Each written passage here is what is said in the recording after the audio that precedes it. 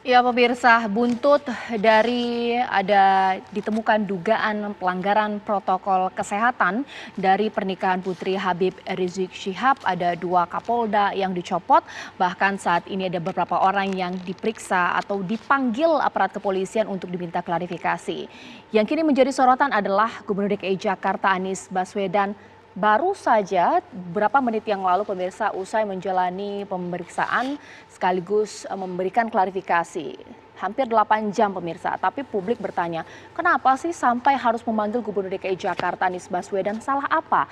Itu yang akan saya bahas di malam hari ini pemirsa. Di sebelah saya sudah ada Bang Rahmat HS di sini dari Bamus Betawi ya. Bang Rahmat, selamat malam. Malam, Ya. Assalamualaikum Pak Caca. Kudri masih sama saya di sini karena kita akan lihat dari sudut pandang hukum pidana.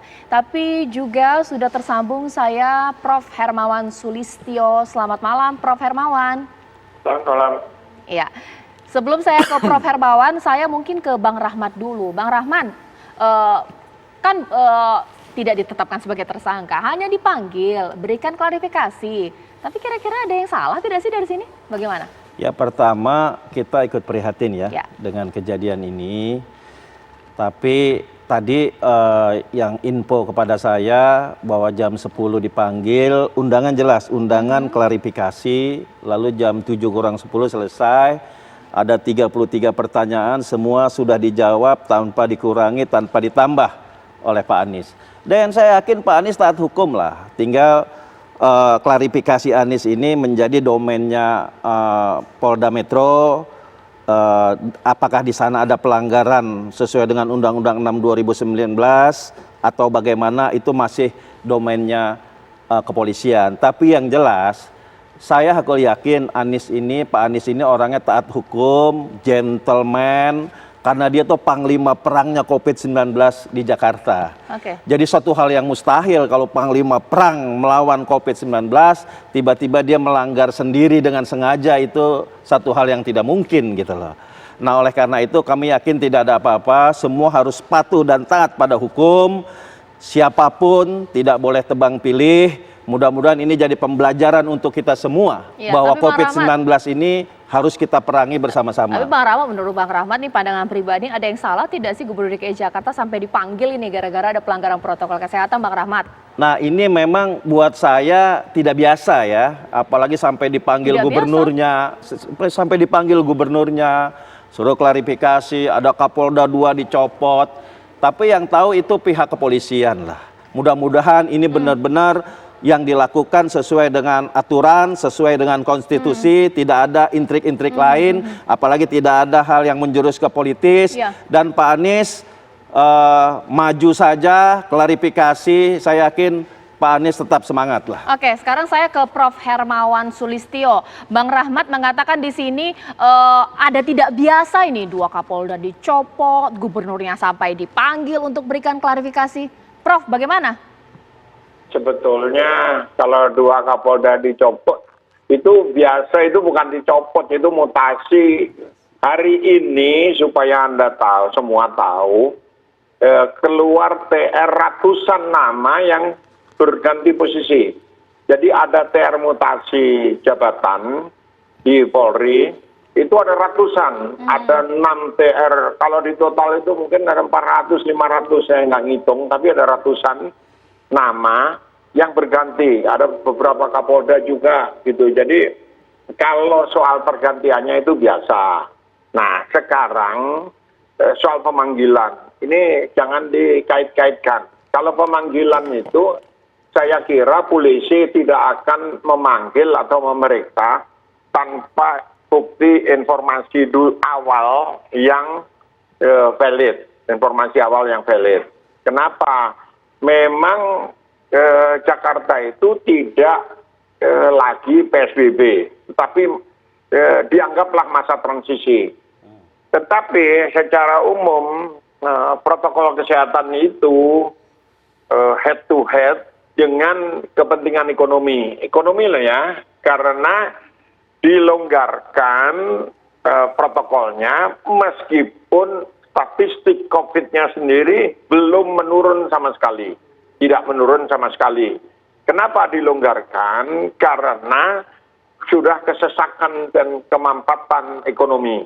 Jadi titik keseimbangan antara kepentingan ekonomi yang mendesak bagi rakyat banyak dengan ancaman kesehatan, ancaman kematian dari COVID, karena COVID masuk rumah sakit, kita kena COVID masuk rumah sakit, itu 80 sampai 100 juta per pasien biayanya saja. Nah, kalau pemerintah membiarkan, ya nggak mungkin. Kalau kita mengambil sikap herd immunity, pemerintah mengambil herd immunity, itu artinya biarin aja yang kuat yang bertahan. Itu jelas salah.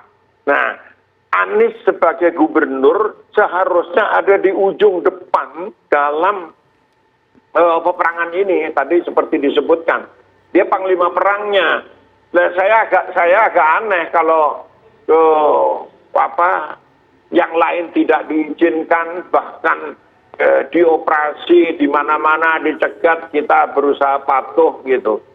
Tetapi ada yang ke KRS ini mantu, malah disumbang, malah dibolehkan. Nah, saya kira sampai di titik itulah polisi harus yakin apa maksudnya, kan begitu. Oke. Ya. Saya langsung tanya kepada Bang Rahmat di sini, Bang Rahmat, begitu gitu. Di satu sisi tidak boleh berkerumun, tapi dikatakan Prof Hermawan di sini satu sisi apa? Disumbang, diizinkan, bagaimana? Iya.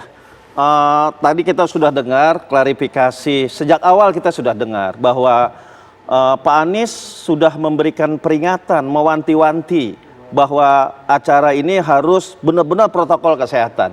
Kalau lurah camat menyumbang, menurut panitia tadi pagi saya dengar di TV One, sumbangannya itu berupa sumbangan yang berhubungan dengan pencegahan COVID-19. Umpamanya menyumbang hand sanitizer sekian ribu, menyumbang tempat cuci tangan, dan termasuk spanduk-spanduk penerangan. Ingat, pakai masker, jaga jarak, dan cuci tangan. Itulah yang diberikan oleh lurah camat dalam rangka mendukung pencegahan COVID-19 ini. Nah, tadi saya juga klarifikasi ke Bang Kiki, yang bilang dicopot Caca Bang Kiki ya. Saya setuju mutasi, mudah-mudahan Panana Sujana ini Kapolda saya, nasibnya sama lah seperti Bang Irawan lah, Iwan Bule, pas langsung dipindah langsung bintang 3, kita doakan bersama Mas Kiki. Jadi saya tegaskan lagi, diizinkan tapi kerumunan ini protokol kesehatan gitu. Setahu saya keramaian ini izin keramaiannya bukan di gubernur. Ada institusi yang memberikan izin keramaian, itu biasa di kampung-kampung. Cuman hal-hal yang berhubungan dengan lalu lintas izinnya ke Dishub, hal-hal yang berhubungan dengan tempat izinnya ke lurah, ke camat. Lurah, camat. Kalau kawinan kita izinnya kemana? Ke polisi nggak mungkin. Izin tempat, izin tempat, keramaian. Ya. Izin keramaian itu pemberitahuan. Kalau pemberitahuan biasanya ke polisi. Tapi kalau seandainya tempat ada ditutup jalan segala macam itu Dishub.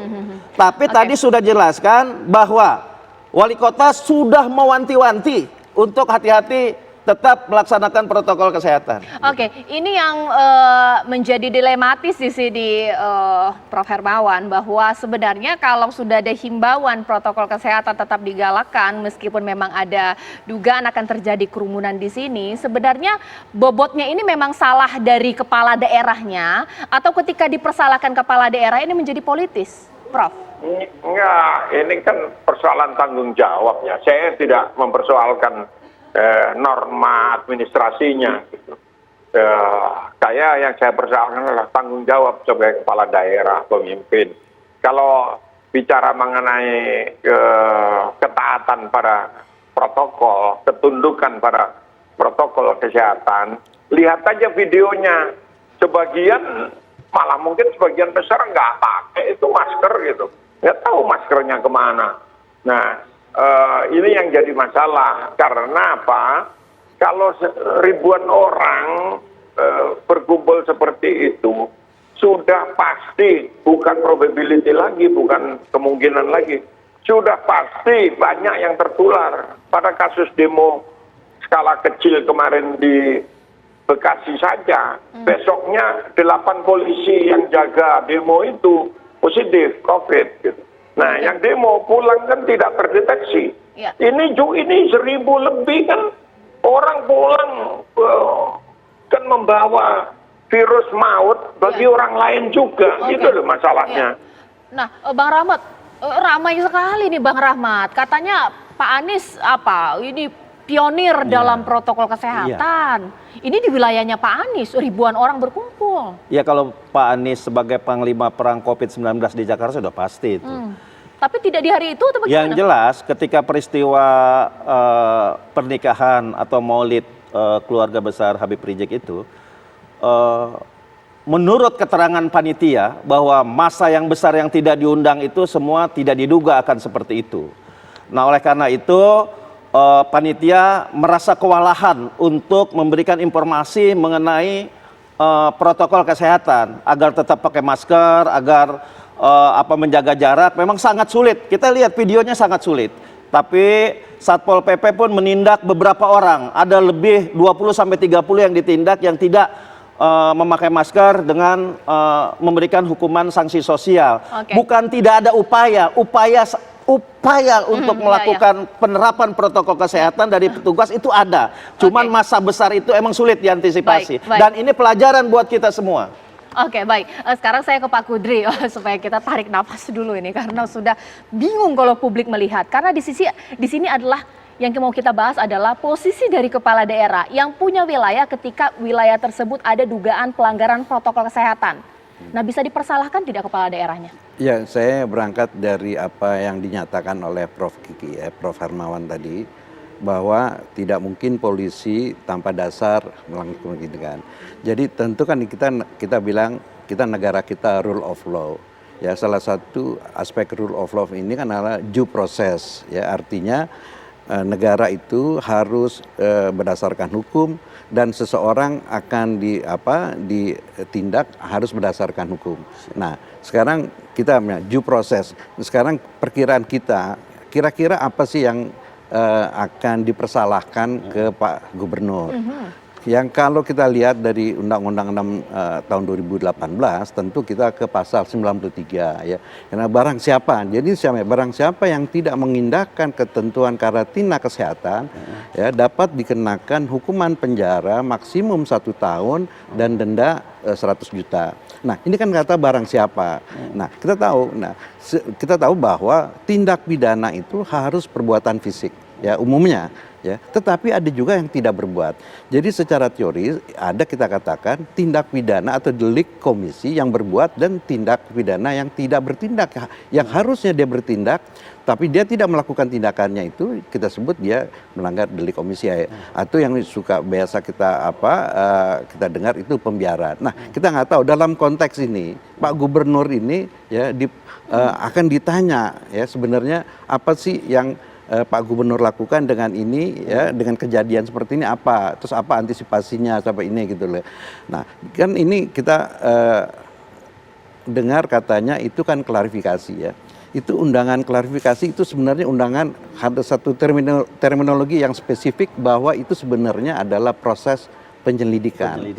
Ya, artinya ada dugaan pelanggaran, pasti ada laporan ya. Entah laporan dari mana, bisa juga laporan datang dari institusi kepolisian sendiri ya, bahwa ada laporan.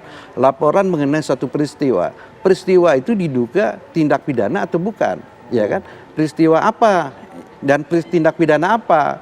Nah, ini kan mesti polisi harus menyusun dan ini didengar keterangannya dengan dipanggil. Nah, jadi kan akan didengar ini ya kan. Kalau kita lihat tindakan komisi tentu tidak, karena pada saat itu kan Pak Gubernur tidak ada di situ, ya kan. Nah, sekarang kemungkinannya adalah tindakan omisi, dia tidak melakukan kewajibannya misalnya, ya kan. Tapi ini kita nggak tahu ya, ini saya nggak tahu ya. Secara teori seperti itu. Secara itu ya kita kan. Tapi menurut logika saya karena kan Pak Gubernur itu tidak bertindak ya sesuai dengan kewajibannya. Atau intinya simpelnya tidak mungkin polisi sembarang meminta klarifikasi seorang gubernur atas peristiwa tindak pidana seperti ini. Apalagi yang dipanggil ini kan gubernur. Oke. Sekarang saya tanya kepada Prof. Hermawan. Ini yang mungkin saya akan berangkat di sini bahwa tidak mungkin aparat kepolisian meminta klarifikasi seorang gubernur jika tidak ada yang ingin digali. Kalau dikatakan di sini oleh Pak Kudri apakah jangan-jangan ada yang dikantongi oleh aparat kepolisian bahwa ada upaya pembiaran di sini sehingga ada pelanggaran protokol kesehatan, Prof? Ya, kita lihat aja. Cuman logikanya begini, kalau tadi gubernur itu adalah panglima perang melawan COVID, ini bagi saya seperti panglima perangnya membiarkan pasukannya ditembaki gitu tanpa melawan gitu. Jadi COVID-nya nyerang aja ada di mana-mana dan pasukannya nggak dikasih tameng karena hanya dikasih masker itu kan sama sekali tidak memadai. Itu pun banyak yang nggak dipakai gitu. Jadi ya kita lihat aja dalam seminggu ke depan ini kasus COVID di Jakarta naik apa tidak. Udah dasarnya statistik aja.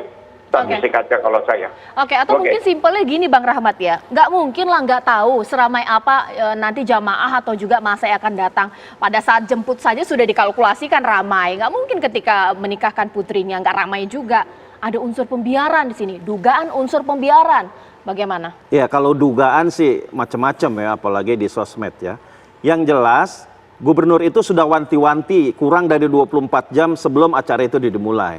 Bahkan wali kota sudah mendatangi. Nah ketika itu masuk dalam ranah pelanggaran, Habib Rizik langsung didatangi oleh Kasatpol PP langsung. Ini menunjukkan, saya melihat tidak ada, pembiaran itu tidak ada. Kalau seandainya ini terjadi, akhirnya terjadi yang Caca katakan, itu di luar kewenangan siapapun. Kita tidak mengira bahwa masa akan segitu besar. Tapi kalau gubernur melakukan pembiaran, tidak. Sebelum Hamin 24 jam sudah dilakukan langkah-langkah agar hati-hati, protokol kesehatan tetap dilakukan. Tapi gini Mbak Caca, bagaimana? mungkin gini Mbak Caca ya, bisa jadi ya Pak Gubernur itu didengar keterangannya untuk tidak pidana orang lain. Bisa jadi artinya kan ya misalnya ada kan barang siapa itu kan siapa saja ya. Anyone itu siapa aja gitu ya. Bisa saja misalnya ini Pak Gubernur itu menjadi saksi untuk orang lain yang bertindak. Belum tentu Pak Gubernurnya yang akan dijadikan orang targetnya. Tapi saya pikir mending kita tunggu sajalah hasil klarifikasi gubernur kepada Polda. Saya yakin polisi pun aparat akan proporsional lah, tidak gegabah karena ini negara hukum. Nanti saya akan tanya juga pada Prof Hermawan Sulistyo, ketika kita tahu bahwa Pak Anies ini begitu sangat concern terkait protokol kesehatan. Ibaratnya kalau misalnya ada orang yang maskernya dibuka sedikit saja nih Satpol PP kemudian tarik kasih denda. Ada perlakuan yang berbeda tidak sih Prof Hermawan ketika ada sebuah Habib Rizik melakukan resepsi pernikahan tidak ditindak, tapi kemudian masyarakat pada umumnya ditindak? Sesaat lagi di Apa Kabar Indonesia Malam. Saya ke Prof Hermawan Sulistyo, ketika Prof mengatakan bahwa bisa jadi ini ada dugaan pembiaran. Tapi Prof melihat ada yang kasus-kasus yang mungkin di satu sisi sangat tegas ditegakkan protokol kesehatan bagi pelanggar, tapi untuk kasus tertentu kemudian lebih longgar, ada pembiaran, begitukah? Contohnya apa mungkin bisa disampaikan di sini?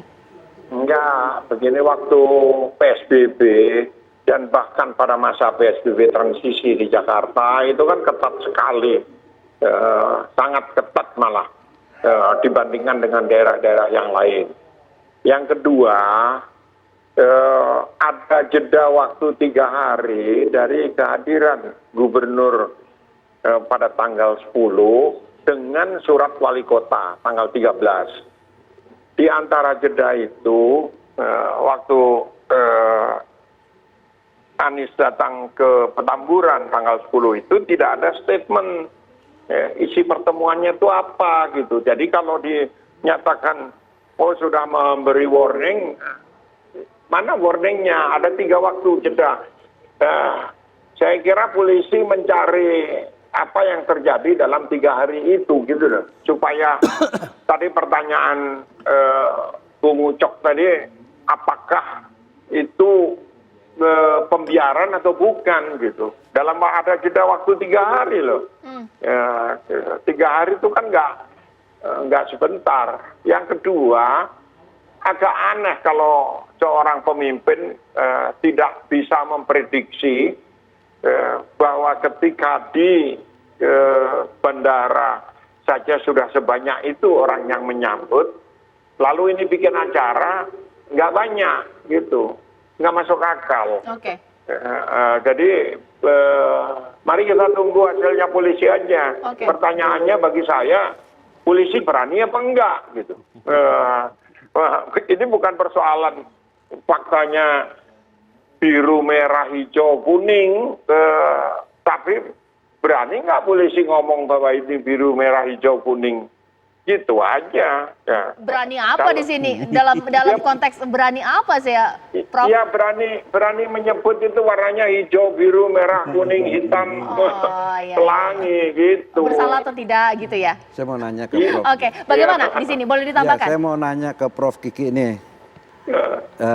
Kan tadi Prof bilang bahwa ini kan biasa ya pergantian karena itu tadi. Nah, yang ini kan polisi juga merupakan bagian kajian dari ilmu saya ya.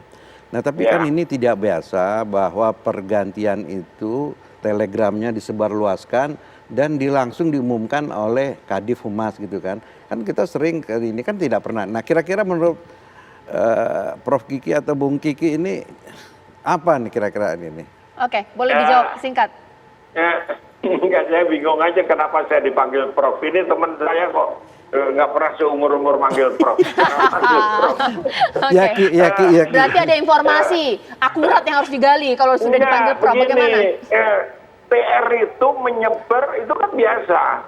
Namanya telegram rahasia. Tapi di Republik ini semua yang rahasia kan bukan rahasia. Ya. Nah, jadi ada 6 kalau saya nggak salah, 6 TR yang setiap TR itu ada 60, ada 90, ada 100 lebih. Banyak sekali, saya tidak hafal satu-satu gitu. Tapi ada beberapa Kapolda yang lain, termasuk 2 Kapolda ini gitu. Ya. Jadi TR-nya itu bukan TR yang terpisah. Artinya apa? Kalau TR bersama seperti itu, ini sudah disiapkan dari beberapa waktu sebelumnya gitu. Baik. Nah, yang terakhir ya kalau kenapa itu disebarluaskan, saya nggak tahu karena saya bukan Kadif Humas. Iya. Oke, iya. Sekarang Ya. saya balik lagi nih untuk kasus Pak Anies, Bang Rahmat. Istilahnya apa ya kalau misalnya dikatakan yang punya daerah nggak bisa memprediksikan, ini kan tanda tanya di publik. Kok? Ya, masalah tidak bisa memprediksi biar nanti klarifikasi Pak Anies ke Polda yang tadi dilakukan. Mudah-mudahan kontennya salah satunya ada itu. Tapi yang jelas Pak Anies telah menunjukkan sebagai pemimpin dan warga negara yang baik. Dipanggil untuk diminta klarifikasi, datang tepat waktu jam 10 sampai selesai. Nah, ini suatu contoh yang baik. Mana mungkin orang yang sengaja melakukan itu seperti itu gitu loh. Dan ini pembelajaran, kita harus mengevaluasi kembali agar perang terhadap COVID-19 ini lebih fokus lagi dan semoga cepat berhasil dan melandai. Dan saya yakin Pak Anies mampu melakukan itu. Dan saya berpesan kepada Pak Anies, tetap semangat, dan kepada Polda Metro Jaya tetap bekerja secara profesional karena ini negara hukum. Oke, tapi kan klarifikasi ini disampaikan ke aparat, publik nggak tahu apa yang disampaikan. Bagaimana kalau publik merasa bahwa ada yang pilih kasih ini, kita sebagai warga diberikan sanksi denda 500.000 hingga juta, tapi di satu sisi dibiarkan, bagaimana? Ya mungkin kesepakatannya konten yang dibicarakan dalam klarifikasi ini tidak dulu dibicarakan ke publik malam ini, bisa saja besok lusa, kan ini kan bisa saja terjadi. Jadi masyarakat sabar, tidak ada yang tidak selesai, insya Allah selesai, apalagi Pak Anies sudah datang kan. Oke, sekarang saya ingin ke Pak Kudri untuk mungkin memang terlalu dini kalau kita menyimpulkan, tapi mungkin seperti ini sehingga kita ada ujungnya. Jikalau memang ada unsur pembiaran, apa yang akan terjadi? Ya itu kan kita menunjuk ke ketentuan pasal 53. Ya, dia bilang barang siapa yang melanggar bisa berbuat, tidak berbuat, tentu ada sanksinya kan. Nah, itu sanksinya itu bisa akumulatif dengan penjara dan sanksi gitu loh. Tapi saya tahu apa yang mau ditanya Caca, ujungnya kemana. Iya. Apakah ada efek terhadap jabatan gubernur? Ini kan Iya, gitu. iya. Ya itu saya kira, saya mau kira-kira begitu bukan nih? Iya. Ya ini kan kalau kita kalau tidak salah itu saya bukan ahli hukum tata negara, tapi seingat saya kepala daerah itu bisa diberhentikan kalau dia diduga melanggar ketentuan pidana berat yang ancaman hukumannya itu 5 tahun atau lebih gitu ya. Ini berat dan atau perbuatan tercela lain gitu. Seingat saya gitu. Oke. Ya, Oke, sekarang saya mungkin ke Prof. Hermawan Sulistyo karena menjadi dilematis, begitu sangat sensitif karena mau tidak mau kan ada hal yang kita sentuh dalam hal politis jikalau kemudian ujungnya akan se-ekstrim yang seperti yang disampaikan oleh Pak Kudri. Bagaimana, Prof? Ya, begini, kalau dari aspek moralitas kepemimpinan, ya, pemimpin yang baik ternyata yang membiarkan aja pasukannya atau konstituennya ditembaki oleh penyakit, kan gitu. Ini fenomena pandemi itu di seluruh dunia. Kalau masyarakat kurang punya pengetahuan, pemimpinnya kan punya pengetahuan. Anies itu doktor dari Amerika lagi. Sebagai alumni Amerika saya jadi malu gitu. Kenapa? Yang dicari kan kemudian lalu publik bertanya-tanya apa kepentingannya lalu. Apa yang membuat Gubernur DKI datang ya, tidak menyampaikan ke ruang publik apa pembicaraannya. 3 hari kemudian baru ada surat dari wali kota. Nah, 3 hari dalam situasi pandemi seperti ini nggak masuk akal saya, gitu aja. Iya, baik. Prof, terima kasih atas waktunya. Pak Kudri, terima kasih. Bang Rahmat, terima kasih. Kita tunggulah nanti ini akan ada perkembangan terbaru terkait hari ini sudah berikan klarifikasi kepada aparat kepolisian dan bagaimana kasus ini akan berlanjut. Sesaat lagi Anda dapat menyaksikan Indonesia Lawyers Club. Saya Syanisa, terima kasih. Sampai jumpa.